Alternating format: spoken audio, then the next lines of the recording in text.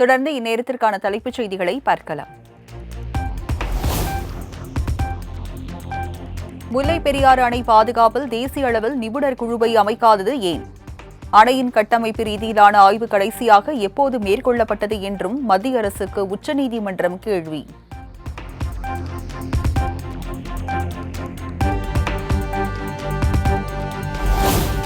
முல்லை பெரியாறு அணையை தொடர்ந்து ஆய்வு செய்ய சுதந்திரமான நிபுணர் குழுவை அமைக்க தயார். தமிழக அரசின் கருத்து மீது பதிலளிக்க மத்திய அரசு தேசிய அணைகள் பாதுகாப்பு ஆணையத்திற்கு உச்சநீதிமன்றம் நோட்டீஸ்.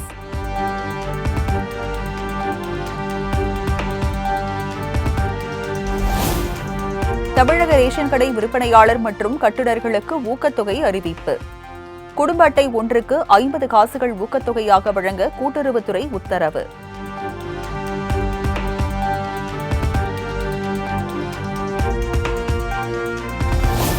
பணி நிரந்தரம் உள்ளிட்ட தேர்தல் வாக்குறுதிகளை தமிழக அரசு நிறைவேற்ற வலியுறுத்தல். ஜனவரி 26ஆம் தேதி சென்னையில் போராட்டம் நடத்த உள்ளதாக டாஸ்மாக் பணியாளர்கள் கூட்டமைப்பு அறிவிப்பு.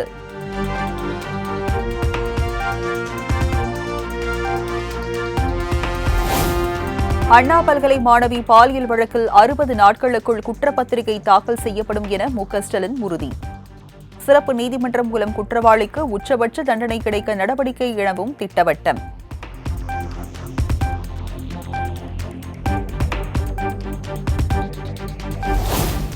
அண்ணா பல்கலைக்கழக விவகாரத்தில் யார் அந்த சார் என்பதற்கு ஆதாரம் இருந்தால் சிறப்பு புலனாய்வு குழுவிடம் கேட்கலாம். மாணவி தொடர்பான சென்சிட்டிவ் வழக்கில் அரசியல் செய்ய வேண்டாம் எனவும் முதலமைச்சர் மு.க.ஸ்டாலின் பேச்சு.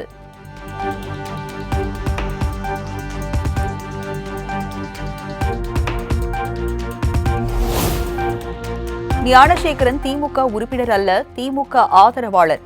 எதிர்க்கட்சியின் தொடர் குற்றச்சாட்டுக்கு பேரவையில் முற்றுப்புள்ளி வைத்தார் முதலமைச்சர் மு.க.ஸ்டாலின். ஆய்வாளர் பொறுப்பில் இருக்கிற ஒருவரையும் கைது செஞ்சிருக்காங்க. நான் முன்பு விளக்கம் தந்த சென்னை மாணவி வழக்கில் கைது செய்யப்பட்டவர் நிச்சயமா சொல்றேன், உறுதியாக சொல்றேன், திமுக உறுப்பினர் இல்லை, திமுக ஆதரவாளர். அதை நாங்கள் மறுக்கல. அமைச்சர்களோடு அரசியல்வாதிகளோட படங்கள் எடுத்திருக்கலாம், தவறு இல்லை. ஆனால் யாராக இருந்தாலும் உண்மையாக திமுக இருந்தாலும் நான் நிச்சயமாக உறுதியாக நடவடிக்கை எடுப்பேன். அதில் எந்த மாற்றம் கிடையாது. ஆனால் திமுக இல்லை, திமுக உறுப்பினர் அல்ல, திமுக அனுதாவி. அதுதான் உண்மை.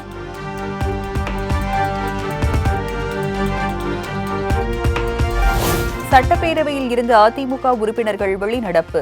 மாணவி பாலியல் வன்கொடுமை தொடர்பாக முதல்வர் தெரிவித்த கருத்துக்கு எதிர்ப்பு.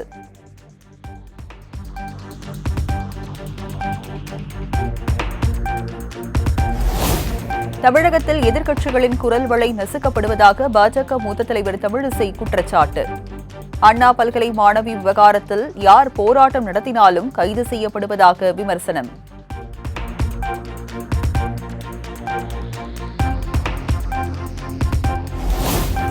போராட்டத்திற்கு அனுமதி வழங்குவதில் எந்த பாகுபாடும் இல்லை என சட்டப்பேரவையில் முதலமைச்சர் விளக்கம். அனுமதிக்கப்படாத இடத்தில் போராட்டம் நடத்தியதால் தான் கைது என அதிமுக உறுப்பினர் ஆர்.பி. உதயகுமார் கேள்விக்கு பதில்.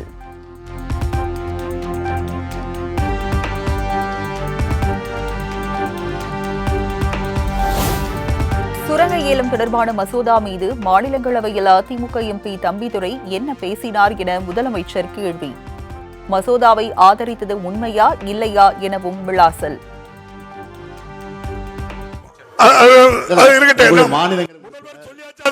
மாநிலங்கள் உறுப்பினர் மதிப்புக்குரிய தம்பிதுரை அவர்கள் அந்த அவையில பேசி ஆதரிச்சு பேசியிருக்கிறார். இது உண்மை இல்லை என்று மறுக்கிறீர்களா?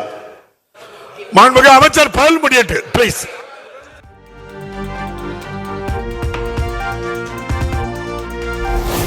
டங்ஸ்டன் திட்டத்தை எக்காரணம் கொண்டும் அனுமதிக்க மாட்டோம் என சட்டப்பேரவையில் அமைச்சர் தங்கம் தென்னரசு திட்டவட்டம். டங்ஸ்டன் சுரங்கத்திற்கு எதிராக தீர்மானம் நிறைவேற்றி மத்திய அரசுக்கு அனுப்பி வைக்கப்பட்டுள்ளதாகவும் பேச்சு.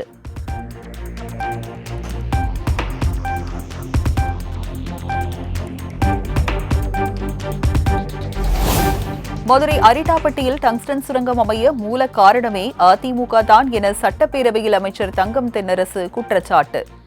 தங்களது தவறை மறைக்கவே டங்ஸ்டன் விவகாரம் தொடர்பாக மாஸ்கை அதிமுகவினர் அணிந்து வந்துள்ளதாகவும் சாடல். அந்த காரணம்தான் இந்த அந்த முதல் காரணத்தை நீங்கள் ஆரம்பித்தீர்கள். அதற்கு பிறகு இருக்கு சார் முடிக்கிறீங்க.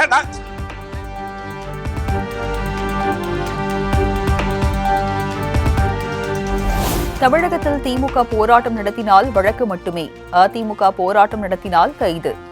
சட்டப்பேரவையில் எதிர்க்கட்சி துணைத் தலைவர் RB உதயகுமார் குற்றச்சாட்டு.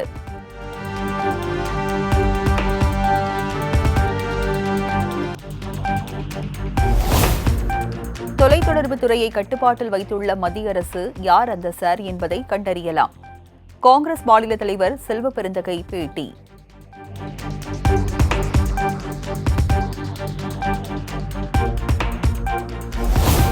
மத்திய அரசின் UGC சட்ட திருத்தம் தமிழ் இனத்தை அழிக்கும் முயற்சி என அதிமுக MP CV சண்முகம் கடும் கண்டனம். துணைவேந்தரை நியமிக்க ஆளுநருக்கு மட்டுமே உரிமை என்ற விதி மறைமுகமாக இட ஒதுக்கீட்டிற்கு எதிரான தாக்குதல் என காட்டம். அரசு பொறுப்பேற்ற பிறகு ஒரு பக்கம் இடஒதுக்கு எதிரான நடவடிக்கைகளை எடுத்துக் கொண்டிருக்கிறது, இன்னொரு பக்கம் மாநிலத்துக்கான உரிமைகளை பறித்துக் கொண்டிருக்கிறது. குறிப்பாக கல்வித்துறையிலே மத்திய அரசாங்கம் எடுக்கின்ற இந்த நடவடிக்கை, உயர்கல்வித்துறையிலே எடுக்கிற இந்த நடவடிக்கைக்கு என்ன காரணம்? மறைமுகமாக செய்து கொண்டிருந்த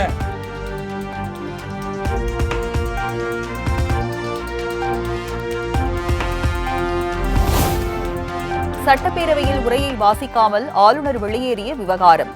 ஆளுநரின் நடவடிக்கையை பேரவை கண்டிப்பதாக சபாநாயகர் அப்பாவு கருத்து. இப்படிப்பட்ட பதிவுகளை போட்டு தமிழக மக்களையும் தமிழக மக்களால் தேர்ந்தெடுக்கப்பட்ட சட்டமன்ற உறுப்பினர்களையும் இது அவமானப்படுத்துகின்ற ஒரு செயலாக செய்வது வன்மையாக இந்த பேரவை கண்டிக்கிறது.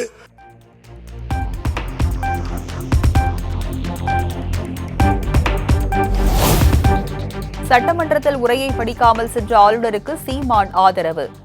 பொய்யை படிக்க வேண்டாம் என்பதால் ஆளுநர் படிக்காமல் சென்றிருக்கலாம் என கருத்து.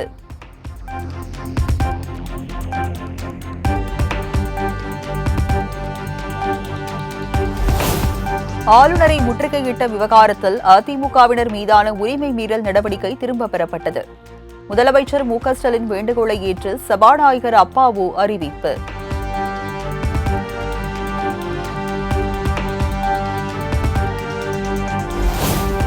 HMPV வைரஸ் தொடர்பாக மக்கள் பதற்றமடைய வேண்டாம். சட்டப்பேரவையில் மக்கள் நல்வாழ்வுத்துறை அமைச்சர் மா சுப்பிரமணியன் விளக்கம்.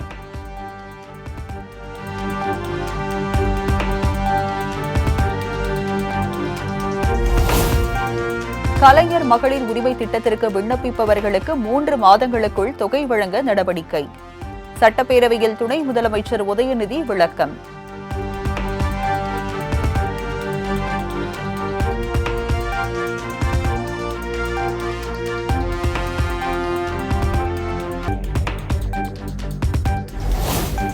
தமிழகத்தில் பல்வேறு தனியார் கல்லூரிகளில் களை கட்டிய சமத்துவ பொங்கல் விழா.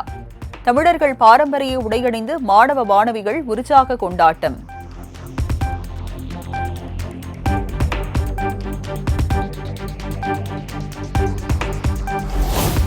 மயிலாடுதுறை மாவட்டம் சீர்காழியில் அம்மி மிதித்து அருந்ததி பார்த்து திருமணம் செய்து கொண்ட தைவான் நாட்டு தம்பதி. பாரம்பரிய முறைப்படி வேட்டி சேலை அணிந்து வாழ்த்திய உறவினர்கள்.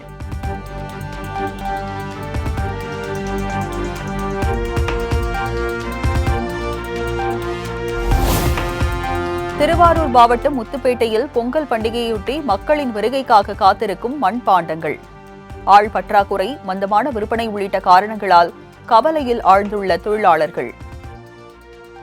எல்லாம் கொஞ்சம் டல்லாக தான் இருக்குது. 2025 இப்போ மேகமூட்டத்தோடு தான் இருந்துகிட்டு இருக்கு. வேலைகள்லாம் சுமாராக தான் இருக்குது. இருந்தாலும் நாங்கள் பாரம்பரிய கலையில் அதனால் நாங்கள் மண்பாண்டம் ஓரளவுக்கு ரெடி பண்ணி தான் வச்சுருக்கிறோம் இந்த பொங்கல் தாண்டி.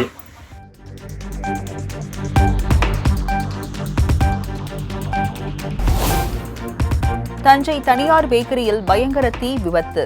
பல லட்சம் ரூபாய் மதிப்பிலான பொருட்கள் தீயில் கருகி சேதம்.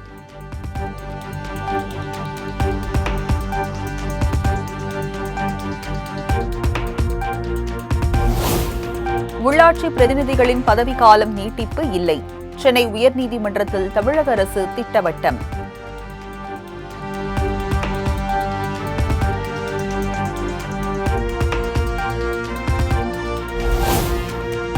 இஸ்ரோவின் புதிய தலைவர் நாராயணனுக்கு முதலமைச்சர் மு க ஸ்டாலின் வாழ்த்து. நாராயணனின் பயணம் மேலும் பல தமிழ்நாட்டு மாணவர்கள் சாதனையாளர்களாக உருவாக்க ஊக்கமளிக்கும் என நிகழ்ச்சி.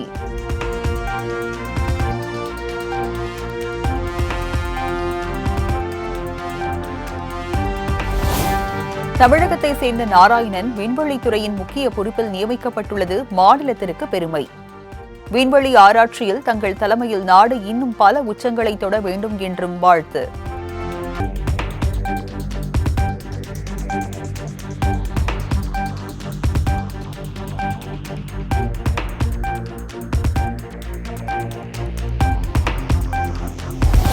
புதிய தமிழகம் கட்சி பேரணிக்கு கடைசி நேரத்தில் அனுமதி மறுத்தது ஏன்? காவல்துறை விளக்கமளிக்க சென்னை உயர்நீதிமன்றம் உத்தரவு.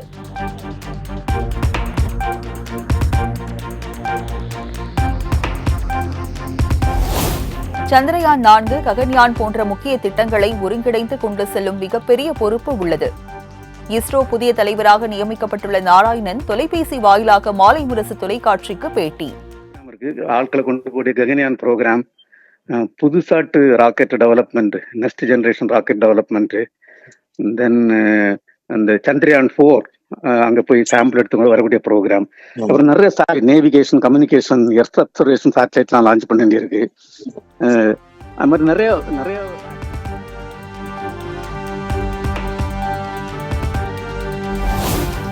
சிறைத்துறை அதிகாரிகள் முறைகேட்டில் ஈடுபட்டதற்கான முகாந்திரம் இருந்தால் துறை ரீதியான நடவடிக்கை மேற்கொள்ள வேண்டும். கைதிகள் தயாரித்த பொருட்கள் குறித்த வழக்கில் சென்னை உயர்நீதிமன்றம் உத்தரவு.